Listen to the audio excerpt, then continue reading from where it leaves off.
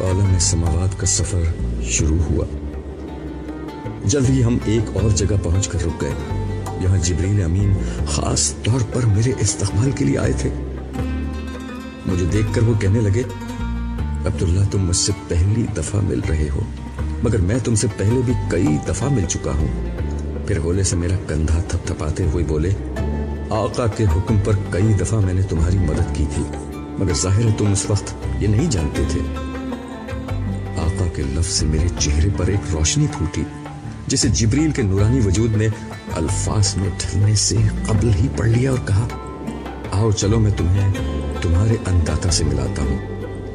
نبیوں کے علاوہ یہ احساس بہت کم انسانوں کو حاصل ہوتا ہے کہ وہ اس طرح بارگاہ احدیت میں پیش کیے جائیں۔ تم واقعی بہت خوش نصیب ہو۔ ہم آگے بڑھے تو میرے ذہن میں